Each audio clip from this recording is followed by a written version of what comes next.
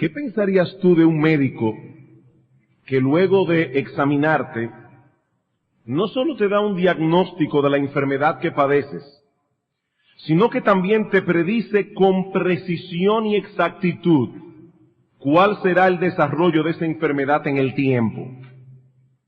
Dentro de un mes vas a sentir esto y aquello, y en 2 meses y medio vas a tener estos síntomas, y un mes después esto otro, y a las 5 semanas de comenzar el tratamiento, el medicamento te va a producir esta y esta reacción.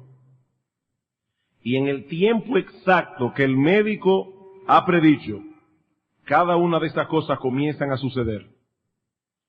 ¿Qué pensarías tú de ese médico? Que el individuo tiene un conocimiento inusual de su profesión.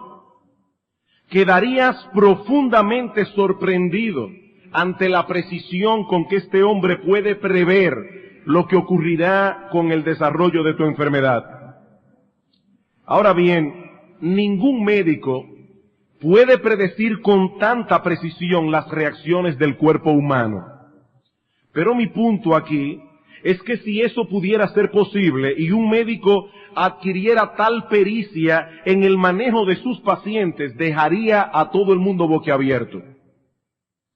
En las Escrituras nos topamos con una serie de profecías que no solo predicen algunos eventos, sino que también establecen el tiempo en que tales eventos habrán de ocurrir. Y eso no nos sorprende porque Dios es Dios. Él conoce el fin desde el principio. Él conoce las cosas que habrán de ocurrir en el mundo y dónde encaja cada una de ellas en el calendario de los hombres. Por ejemplo, en Génesis capítulo 40, José recibe iluminación de parte de Dios para predecir al jefe de los coperos del rey, que estaba con él en la cárcel, que en 3 días sería restablecido en su puesto. Y al panadero, al jefe de los panaderos, le predice que en 3 días sería ejecutado. Y tal como José lo predijo, en ese mismo lapso de tiempo, ambas cosas ocurrieron. En el capítulo siguiente, Génesis 41, mandan a buscar a José para interpretar el famoso sueño de Faraón, las 7 vacas flacas, las 7 vacas gordas, las 7 espigas llenas y hermosas, las 7 espigas menudas y abatidas por el viento. Y José predice al Faraón que vendrían sobre Egipto 7 años de mucha abundancia, 7 años de hambruna extrema. Y una vez más, en ese mismo lapso de tiempo, estas cosas ocurren. No fueron 5 años de abundancia y 9 de hambre. No fueron 6 y 8, fueron 7 y 7, tal como Dios lo había revelado. Otro ejemplo impresionante de esa precisión profética es el que encontramos en Segundo Libro de Reyes, capítulo 7. Samaria está sitiada por los sirios, y el hambre se hizo tan insoportable que la cabeza de un asno se vendía por 80 piezas de plata. Y en medio de este caos, Eliseo le profetiza al rey de Israel que en 24 horas, habría tal abundancia en Samaria que unos 9 litros de harina se iban a vender por centavos y el doble de esa cantidad de cebada por el mismo precio. Dice la historia sagrada que uno de los príncipes sobre los cuales se apoyaba el rey, cuando oyó la profecía, dijo en tono de burlas que ni que Dios abriera las ventanas de los cielos, eso podría ser posible. Y Eliseo le responde, tú lo verás con tus ojos, pero no comerás de ello.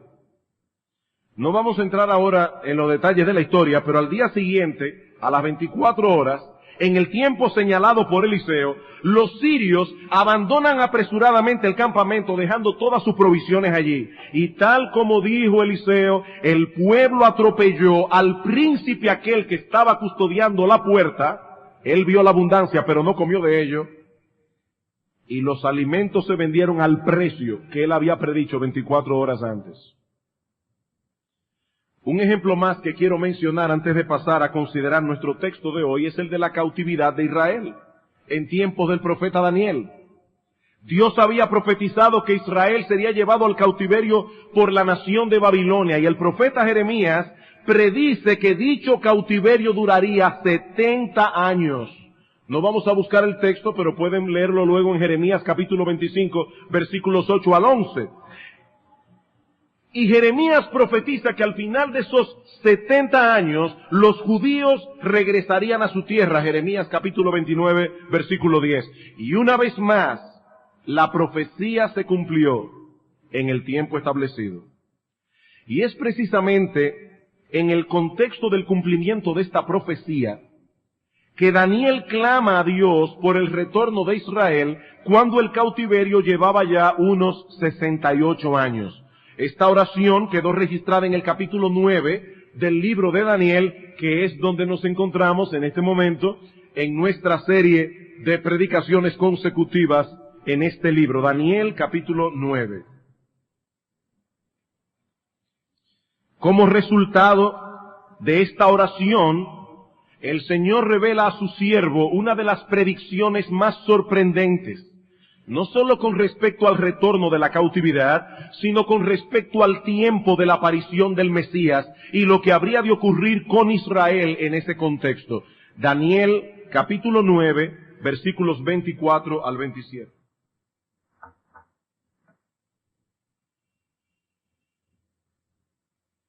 «70 semanas están determinadas sobre tu pueblo y sobre tu santa ciudad, para terminar la prevaricación y poner fin al pecado y expiar la iniquidad, para traer la justicia perdurable, sellar la visión y la profecía y ungir al Santo de los Santos. Sabe pues y entiende que desde la salida de la orden para restaurar y edificar a Jerusalén hasta el Mesías príncipe habrá 7 semanas y 62 semanas. Se volverá a edificar la plaza y el muro en tiempos angustiosos. Y después de las 62 semanas se quitará la vida al Mesías, mas no por sí. Y el pueblo de un príncipe que ha de venir destruirá la ciudad y el santuario, y su fin será con inundación, y hasta el fin de la guerra durarán las devastaciones. Y por otra semana confirmará el pacto con muchos. A la mitad de la semana hará cesar el sacrificio y la ofrenda. Después, con la muchedumbre de las abominaciones, vendrá el desolador hasta que venga la consumación y lo que está determinado se derrame sobre el desolador». No podemos volver a mencionar en detalle todo lo que hemos visto en los sermones anteriores acerca de este pasaje, pero como hace ya tanto tiempo que tuvimos que interrumpir esta serie, es pertinente al menos que recordemos algunas cosas.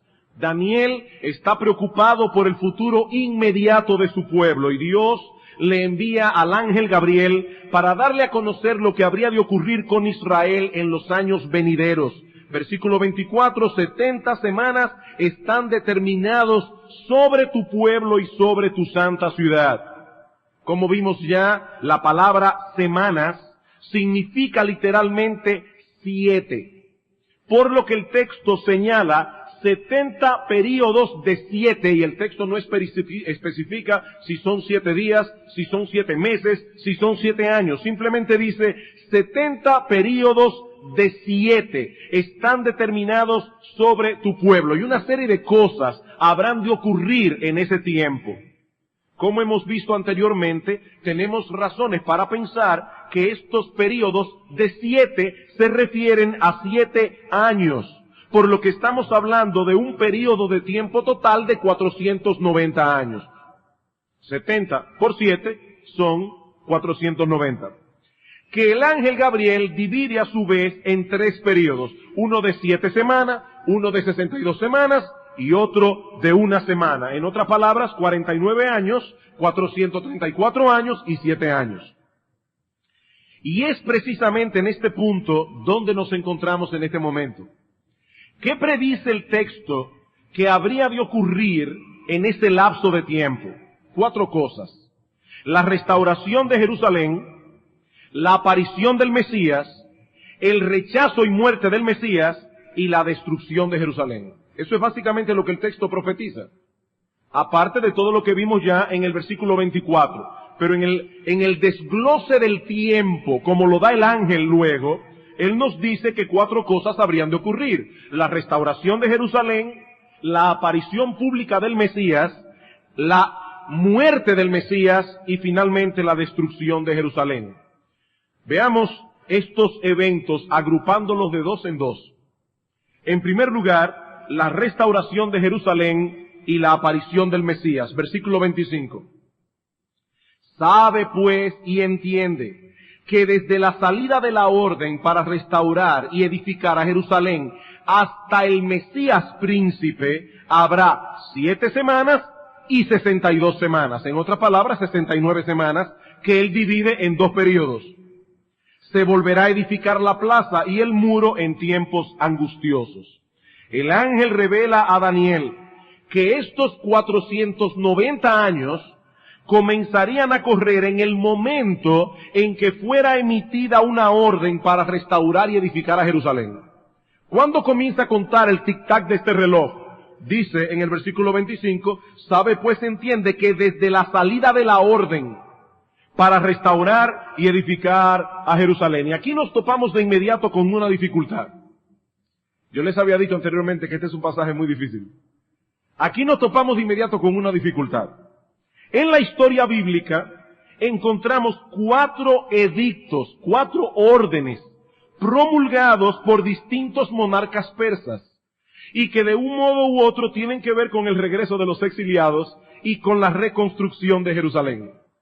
El primero, cuando Ciro el Grande permitió el regreso de los judíos a su tierra para reedificar el templo. Esto ocurrió en el año 539 antes de Cristo, edicto que encontramos en el segundo libro de Crónicas, capítulo 36, versículos 22 y 23, y en el libro de Esdras, en el capítulo 1, versículos 1 al 4.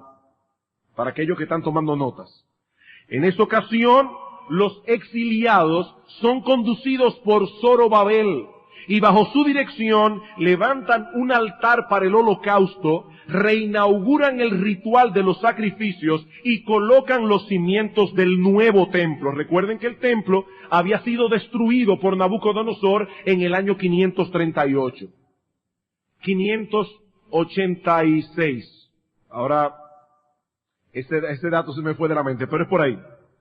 Muy pronto, ese pequeño remanente de judíos encontró muchas dificultades y problemas, por lo que no pudieron adelantar gran cosa la reconstrucción del templo, mayormente por culpa de los samaritanos, quienes pusieron tantos obstáculos que finalmente la obra se detuvo. Así permaneció por 15 años, durante los cuales se establecieron este grupo de judíos en las proximidades de Jerusalén y se dedicaron a cultivar sus tierras. Mientras tanto, muere el rey Ciro en el año 530, le sucede su hijo Cambises, que más tarde fue sucedido a su vez por Darío I, que era miembro de una rama colateral de la casa real.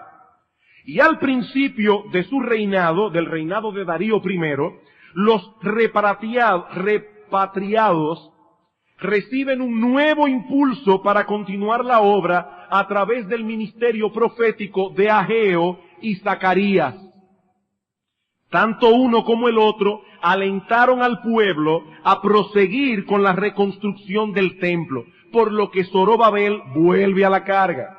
Pero una vez más, los samaritanos se enteran y tratan de parar la obra de nuevo, remitiendo este asunto a la corte real. Darío recibe el caso, investiga y encuentra el edicto que había sido emitido por el rey Ciro, por lo que ordena, a través de otro edicto, que los judíos no fueran estorbados, sino que más bien se les facilitase toda la ayuda que el decreto original de Ciro prometía. Este es el segundo decreto. Fue promulgado entre los años 519 y 518 antes de Cristo, aunque debemos recalcar que este fue más bien una confirmación de la validez del decreto anterior de Ciro el Grande. Si quieren leer acerca de esto, pueden buscar Esdras capítulo 5 y capítulo 6. Animados con esta nueva prueba del amor de Dios, los judíos finalmente reconstruyen el templo por segunda vez en el 515 antes de Cristo. aunque en ese momento no fue totalmente completado ni adornado como debía ser.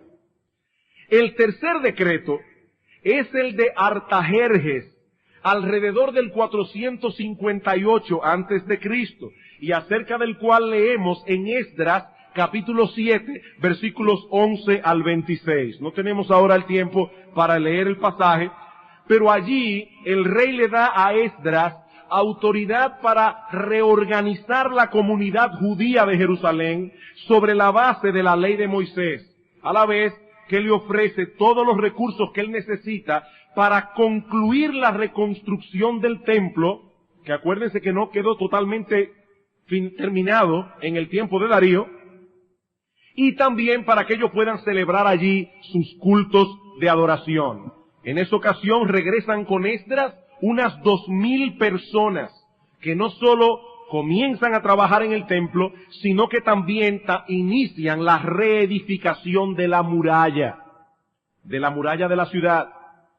Los samaritanos vuelven a la carga, y aunque esta vez no pueden impedir los trabajos del templo porque el rey lo había autorizado, sí detienen la reconstrucción del muro, y muy probablemente destruyen y queman lo que los judíos habían hecho hasta este momento. Estas son las noticias que recibe Nehemías y de las que leemos en Nehemías capítulo 1 versículo 3. Vamos allí por favor un momento.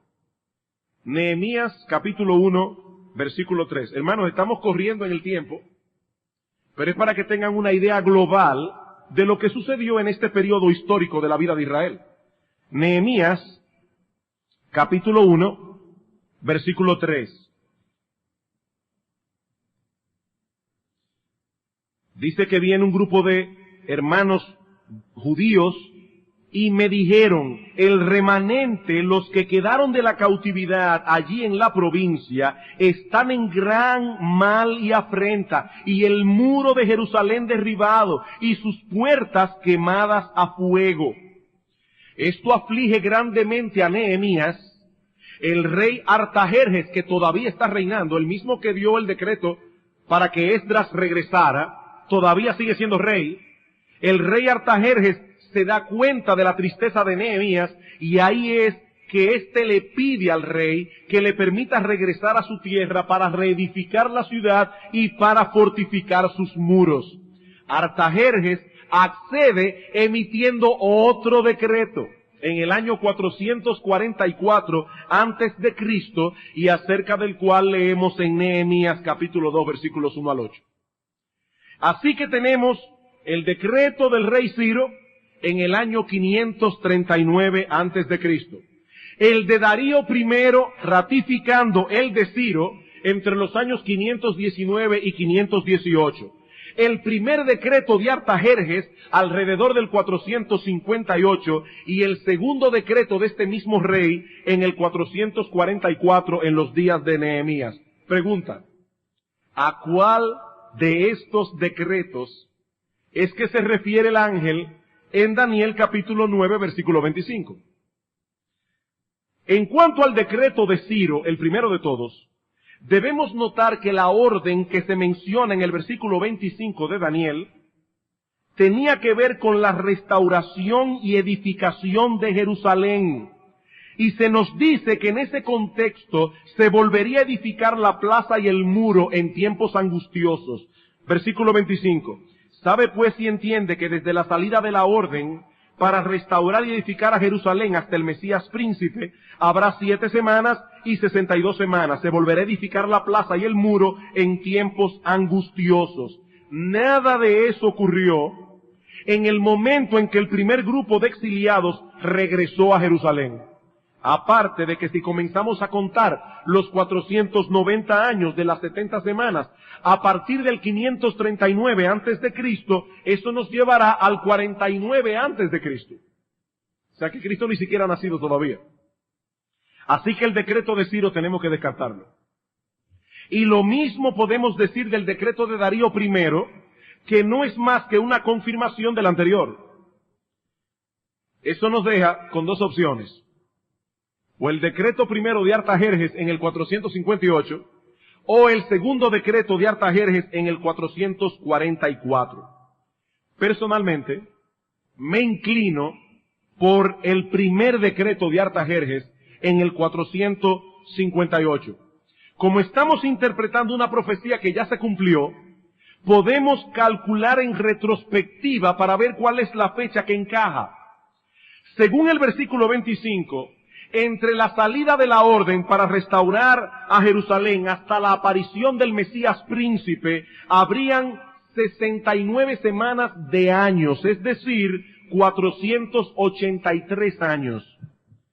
Si la salida de la orden fue alrededor del 458 antes de Cristo, 483 años después nos llevan alrededor del año 27, que es el tiempo en el que se presume que el Señor fue bautizado por Juan el Bautista para iniciar su ministerio mesiánico. Recuerden, hermanos, que nuestro calendario tiene un error. El Señor no nació en el año 0. Hay un error en el calendario.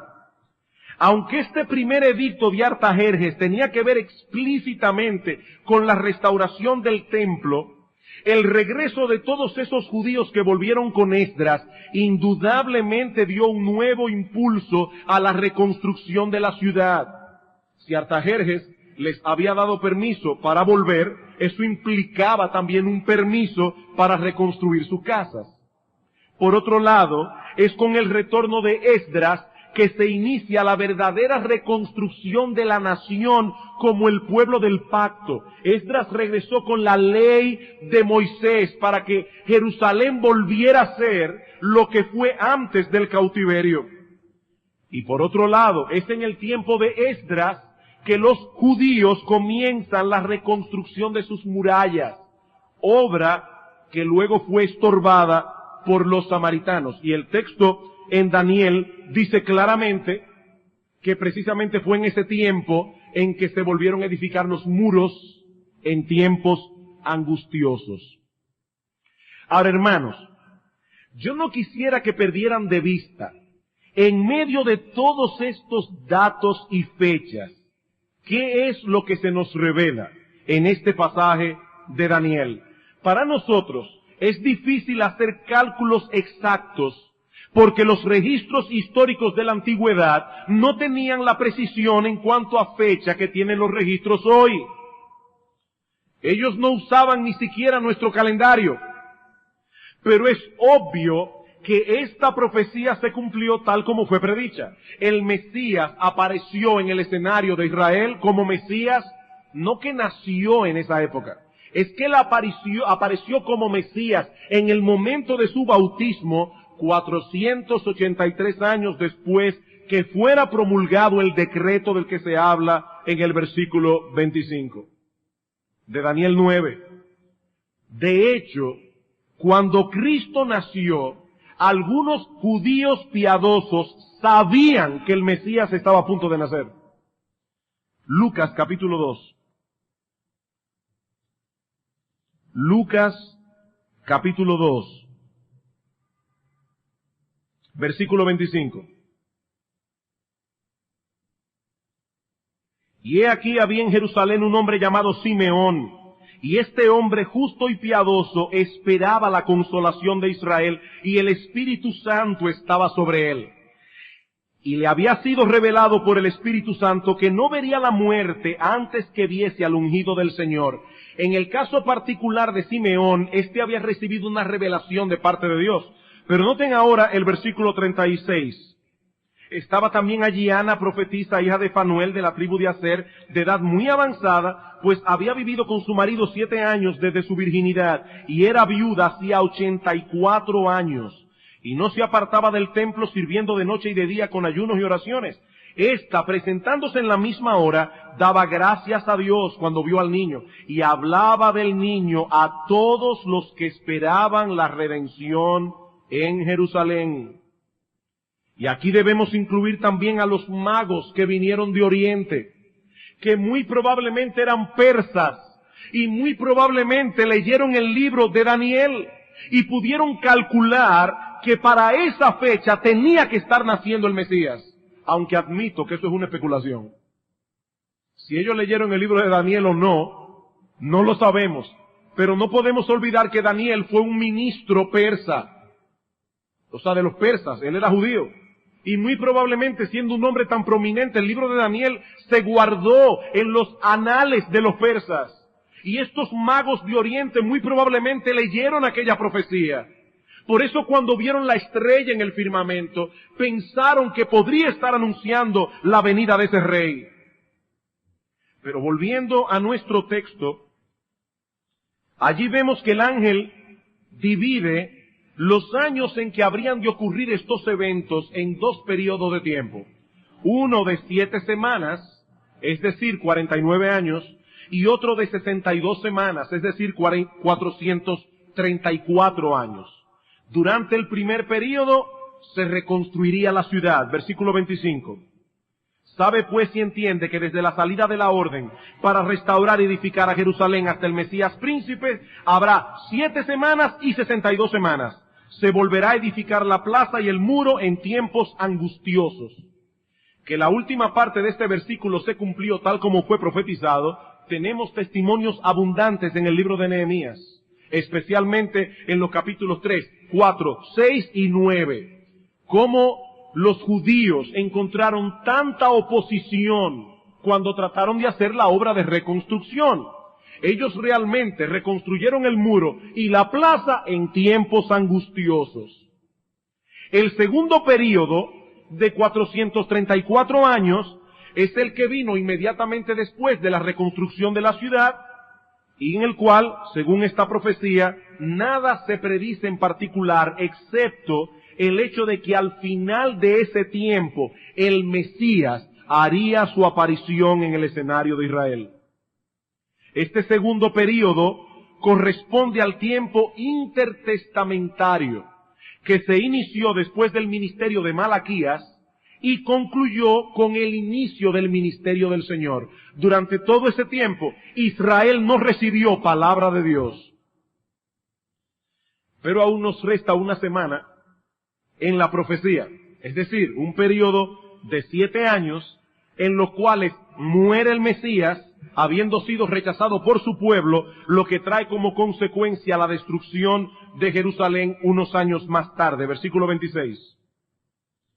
Y después de las 62 semanas se quitará la vida al Mesías, mas no por sí, y el pueblo de un príncipe que ha de venir destruirá la ciudad y el santuario, y su fin será con inundación, y hasta el fin de la guerra durarán las devastaciones. Y por otra semana confirmará el pacto con muchos. Ese por otra semana debe ser traducido más bien, y una semana confirmará el pacto con muchos. A la mitad de la semana hará cesar el sacrificio y la ofrenda. Después con la muchedumbre de las abominaciones vendrá el desolador hasta que venga la consumación y lo que está determinado se derrame sobre el desolador. Lo primero que encontramos en el versículo 26 es el anuncio de la muerte del Mesías. Y hermanos, no olviden que Daniel escribió su libro en el año 538 antes de Cristo. Es decir, 570 años antes de que eso ocurriera. 570 años antes del evento. El ángel les revela que eso ocurrirá después de las 62 semanas. Y aunque el texto no especifica qué tanto tiempo después, en el versículo 27 se nos provee la clave para entender que esto ocurre en la mitad de la semana 70, es decir, 3 años y medio después que Cristo inició su ministerio. Pero eso lo veremos en un momento. La expresión que Reina Valera traduce como se quitará la vida al Mesías en el versículo 26, dice literalmente que el Mesías será cortado. Y esta palabra se usaba para referirse a una muerte violenta. Por ejemplo, en Levíticos capítulo 7, versículo 20, aparece como una referencia a la pena capital. Y en el Salmo 37, versículo 9, se usa esa misma expresión para referirse a la destrucción de los impíos. Serán destruidos, serán cortados. Es lo que el texto hebreo dice literalmente. El Mesías, profetiza Daniel, habría de sufrir una muerte violenta. Algo que también estaba profetizado en otros textos del Antiguo Testamento. Por ejemplo, En Isaías capítulo 53, versículo 7, dice que el Mesías sería llevado como un cordero al matadero. Y todos nosotros sabemos cómo es que se matan los corderos en el matadero. Y en el Salmo 22, versículo 16, escrito 1000 años antes del nacimiento de Cristo, dice específicamente que horadarían sus manos y sus pies, en una clara referencia a la muerte por crucifixión, que de paso no se usaba en esos días. Pero el texto dice más, versículo 26, y después de las 62 semanas se quitará la vida al Mesías, se cortará, el Mesías será cortado, mas no por sí. ¿Y eso qué significa? Bueno, la palabra que se usa en el original hebreo, al final de la frase, es un nombre que significa nada, vacío. Por eso muchos comentaristas traducen esta frase así: y después de las 62 semanas, el Mesías será cortado y no tendrá nada. Eso es lo que el texto dice literalmente. El Mesías será cortado y no tendrá nada. Comentando acerca de estas palabras, alguien escribió: un posible significado de esta extraña frase podría ser que Cristo murió aparentemente sin amigos ni honor, fue rechazado por los hombres, tratado como un criminal y aún abandonado por el Padre. En el área de cosas atractivas y deseables, su porción equivalía a nada. El Mesías príncipe fue cortado sin tener aquello que era propio de él. El Mesías murió como un criminal cualquiera, siendo el Hijo de Dios, siendo santo e inocente.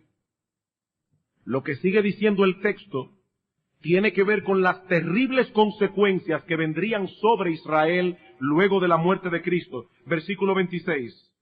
Y después de las 62 semanas, el Mesías será cortado y no tendrá nada, y el pueblo de un príncipe que ha de venir destruirá la ciudad y el santuario, y su fin será con inundación, y hasta el fin de la guerra durarán las devastaciones. Y aquí, hermanos, no hay duda. Prácticamente todos los comentaristas ortodoxos, no importa la escuela escatológica a la que pertenezca, están de acuerdo en que esta profecía se refiere a la destrucción de Jerusalén por los romanos en el año 70 después de Cristo bajo el mando de Tito. Aunque eso no ocurrió inmediatamente después de la crucifixión y por lo tanto no puede ser colocado dentro de la semana 70 propiamente dicha, ambos eventos, la muerte de Cristo y la destrucción de Jerusalén, se encuentran íntimamente conectados entre sí, porque fue parte del castigo de Dios sobre Israel por haber rechazado al Mesías. De hecho, el mismo Cristo reveló que una cosa sería consecuencia de la otra. Mateo capítulo 23.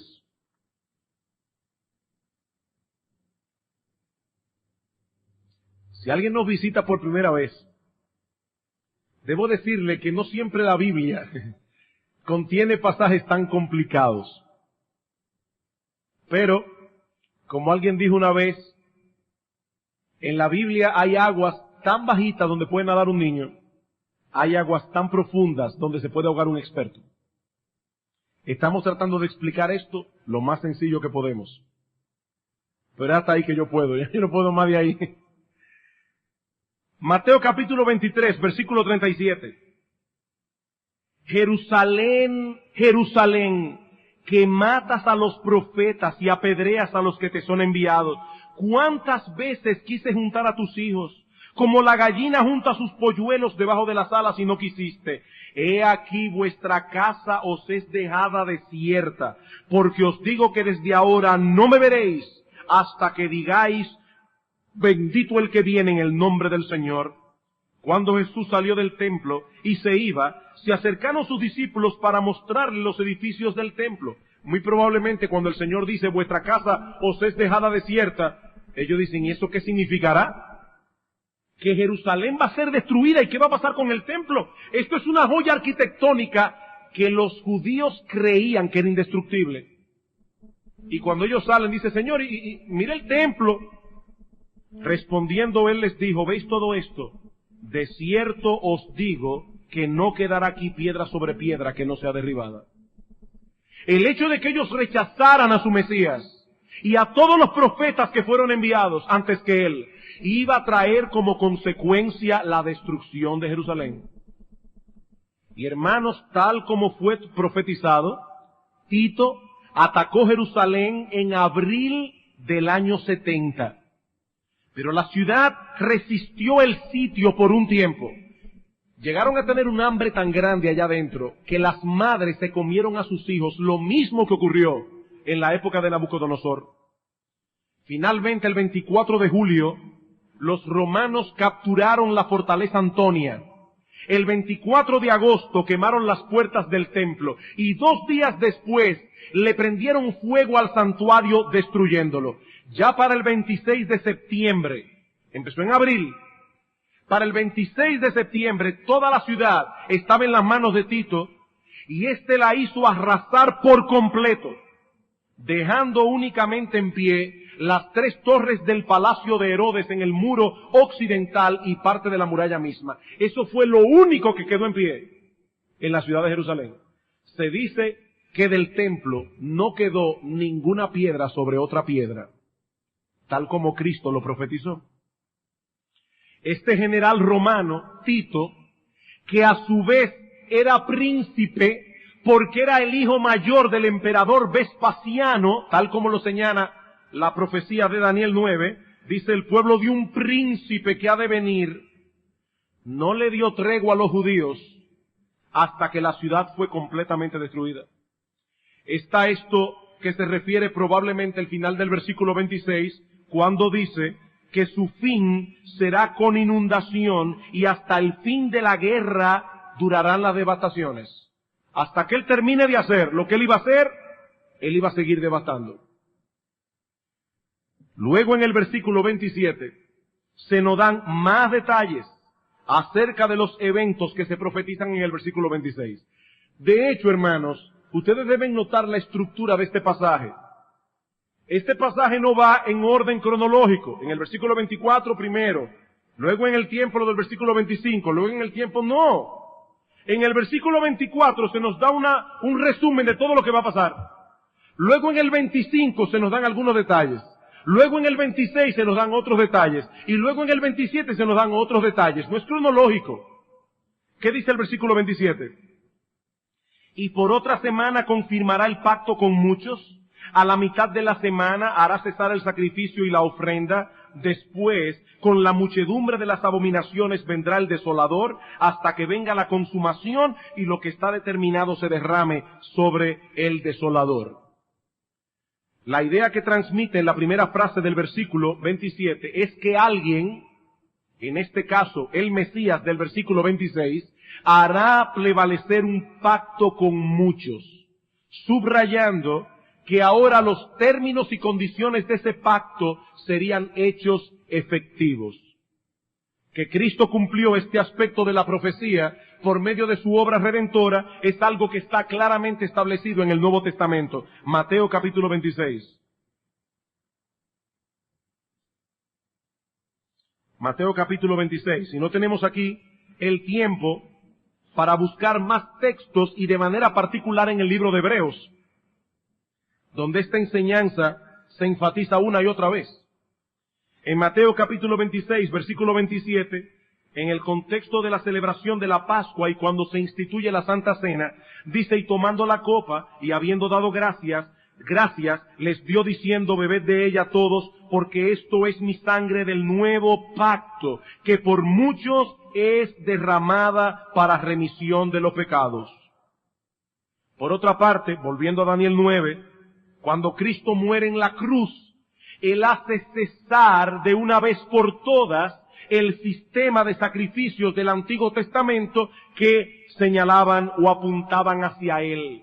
Por eso es que en Daniel 9:27 se nos dice que a la mitad de la semana, es decir, 3 años y medio después de haber iniciado su ministerio, hará cesar el sacrificio y la ofrenda. Hebreos capítulo 7, versículo 27, para ver el cumplimiento de esta profecía. Hebreos capítulo 7, versículo 27. Vamos a leer desde el 26. Porque tal sumo sacerdote nos convenía, santo, inocente, sin mancha, apartado de los pecadores y hecho más sublime que los cielos, que no tiene necesidad cada día, como aquellos sumos sacerdotes, de ofrecer primero sacrificios por sus propios pecados y luego por los del pueblo, porque esto lo hizo una vez para siempre, ofreciéndose a sí mismo. Hebreos capítulo 10, versículo 11.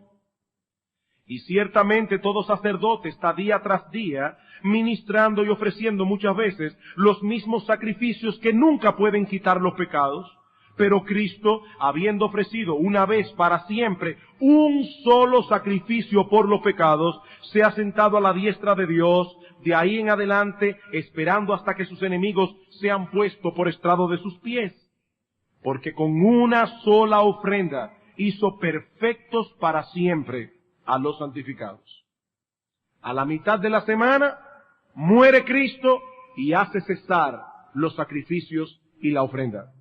Finalmente, Daniel 9:27, el texto menciona una vez más las terribles consecuencias que vendrían sobre Israel por su responsabilidad en la muerte del Mesías.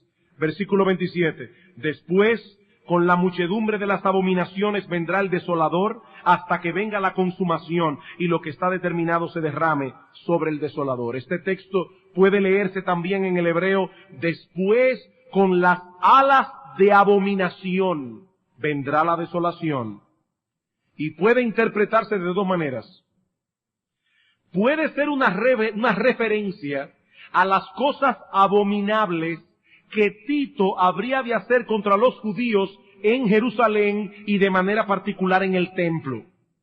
O puede referirse también a que los judíos continuarían haciéndose abominables ellos mismos delante de Dios al atacar ferozmente la fe cristiana luego de haber rechazado al Mesías y que por eso acarrearían sobre sí la desolación determinada por Dios.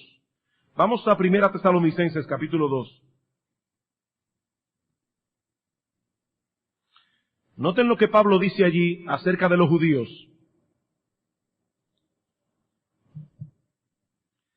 Porque vosotros, hermanos, vinisteis a ser imitadores de las iglesias de Dios en Cristo Jesús que están en Judea.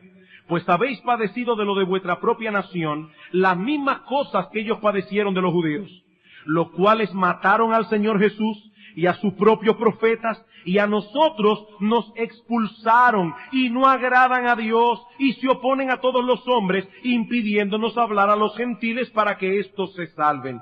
Así colman ellos siempre la medida de sus pecados, pues vino sobre ellos la ira hasta el extremo. Algunos entienden que cuando Daniel habla de una abominación, se está refiriendo a estas obras abominables de los judíos que atrajo sobre ellos la destrucción total de Jerusalén. Lo que sí está claro en el texto es que esa desolación de la que se habla en el versículo 27 no puede ser otra que la mencionada en el versículo 26 cuando el general Tito devastó Jerusalén. Bien, hermanos, hasta aquí la interpretación de esta fascinante y difícil profecía del Antiguo Testamento. Y aunque ciertamente hay cosas difíciles en el texto, los 4 eventos aquí profetizados y que hemos visto hoy se cumplieron al pie de la letra. ¿Cuáles fueron? El retorno de los judíos y la reconstrucción de la ciudad de Jerusalén, el tiempo de la aparición del Mesías, su muerte violenta en la cruz del Calvario y la subsecuente destrucción de Jerusalén por haber rechazado al Mesías. Esta profecía es una prueba contundente de que nuestro Dios es veraz y de que la Biblia es su palabra. Podemos poner toda nuestra confianza en este libro sagrado, hermanos, porque el Dios que lo inspiró no miente. Sus profecías son verdaderas, lo mismo que sus promesas, lo mismo que sus advertencias. Queridos hermanos, este libro, la Biblia, es plenamente confiable, porque es la palabra de Dios. Esa es una de las razones por la que los incrédulos no tendrán excusa en el día del juicio. Dios se ha revelado al hombre a través de su creación, a través de su palabra, y tanto la una como la otra llevan impresa las marcas indelebles de su autor. La creación es perfecta, la creación es maravillosa, es obvio que la creación no se hizo sola. Bueno, hermanos, la Biblia es perfecta, la Biblia es un libro extraordinario, y es obvio, hermanos, que aunque fue escrita por hombres, estos hombres fueron inspirados por el Espíritu de Dios. La palabra de Dios. Por eso Pedro dice, en 2 de Pedro capítulo 2, capítulo 1, versículo 16 al 18, dice, nosotros vimos la gloria de Cristo en el Monte Santo, pero ustedes tienen la palabra profética más segura, a la cual hacéis bien en estar atentos como a una antorcha que alumbra en lugar oscuro, hasta que el día esclarezca y el lucero de la mañana salga en vuestros corazones. Pedro dice, mi experiencia fue real, yo vi la gloria del Mesías, pero ustedes tienen la palabra profética más segura. Hermanos, la Biblia, la palabra escrita de Dios, está por encima de cualquier experiencia humana, incluyendo la experiencia de los apóstoles con Cristo. Y Pedro dice, entendiendo primero esto, que ninguna profecía de la Escritura fue de interpretación privada. En otras palabras, esa palabra que se traduce allí, interpretación, significa en el griego literalmente decisión. Ninguna profecía de la Escritura fue escrita por decisión privada del profeta. No fue que Daniel se sentó a especular, déjame comenzar a decir cosas y decir que en 70 semanas, no, él fue inspirado por el Espíritu de Dios, el ángel Gabriel le dio esa revelación y tal como Dios se lo reveló, así mismo aquellas cosas fueron cumplidas. Y mi amigo que estás aquí sin Cristo en el día del juicio, si mueres sin el Señor, si mueres en tus pecados, tendrás que darle cuenta a Dios por qué no le creíste habiendo Él dejado un libro tan perfecto.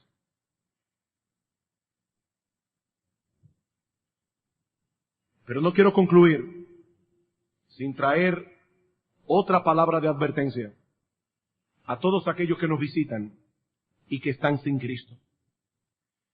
Mi amigo, no existe un pecado más horrible, ni que conlleve un castigo más severo de parte de Dios, que rechazar al Salvador que Él envió al mundo para salvar a los pecadores. En el mundo hay alcohólicos, hay drogadictos, hay homosexuales, hay asesinos. Pero déjame decirte, mi amigo, que el pecado más grande que un hombre puede cometer contra Dios no es ser un criminal, no es ser un ladrón, no es ser un homosexual. El pecado más grande que un hombre puede cometer contra Dios es rechazar a Cristo. Los judíos rechazaron a Cristo y cosecharon como nación las terribles consecuencias de su osadía. Jerusalén fue devastada completamente. Pero ¿sabes una cosa, mi amigo? La Biblia advierte que lo mismo ocurrirá con aquellos que responden al Evangelio como ellos respondieron.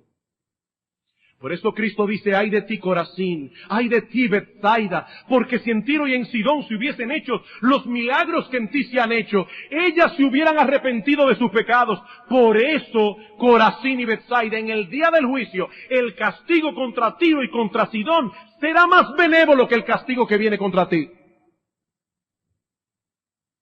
Y hay que ver cómo eran Tiro y Sidón. ¿Se acuerdan ustedes de Jezabel? Jezabel provenía de Sidón. Era un pueblo idólatra. Y Cristo está diciendo, era un pueblo con una idolatría horrible. Eran hombres que sacrificaban a sus hijos a los dioses. Y Cristo dice en el día del juicio, Corazín y Betsaida, el castigo de Dios será más duro para ti, porque tú tuviste un privilegio que los de Tiro y de Sidón no tuvieron. Ellos me vieron a mí y oyeron mi palabra y aún así no se arrepintieron. ¡Ay de ti, Capernaum! Que hasta el cielo fuiste elevada, hasta el Hades serás abatida. Porque si en Sodoma y en Gomorra, dice Cristo, si hubiesen hecho los milagros que se han hecho en ti, hace tiempo que se hubiesen arrepentido en silicio y ceniza. Por lo tanto, habitantes de Capernaum, en el día del juicio, el castigo de Dios contra los sodomitas, el castigo de Dios contra los homosexuales y contra las lesbianas, que de paso serán castigados por Dios, aunque los psicólogos digan lo que digan, pero en el día del juicio, los habitantes de Capernaum serán castigados más severamente por haber rechazado al Mesías. Amigo mío, no cometa semejante locura. No cometa semejante locura. Algún día te presentarás delante del tribunal de Dios a dar cuenta por tu vida. Y en este día solo saldrán absueltos aquellos que aceptaron por fe la obra redentora de Cristo. No demores en venir a Él, porque hoy tienes la oportunidad de hacerlo. A menudo pienso en aquellos que tienen el privilegio de escuchar la palabra de Dios predicada domingo tras domingo. Niños, jóvenes, adultos, personas que no ignoran el mensaje del Evangelio, que saben lo que Dios espera de ellos, que han oído invitaciones como estas una y otra vez, o como la invitación del pastor Salvador Gómez esta mañana, y aún así continúan endurecidos en sus corazones. Créame, se los digo de corazón, yo tiemblo al pensar en el día en que esos niños, esos jóvenes y esos adultos tengan que dar cuenta en el tribunal de Dios, si llegan allí en la condición en que se encuentran hoy. Tiemblo al pensarlo. ¿Qué privilegio han recibido? Oh, mi amigo, créemelo, así será tu condenación.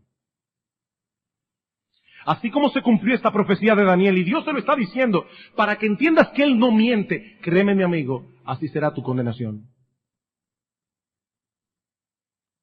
Oh, que Dios tenga misericordia de ti.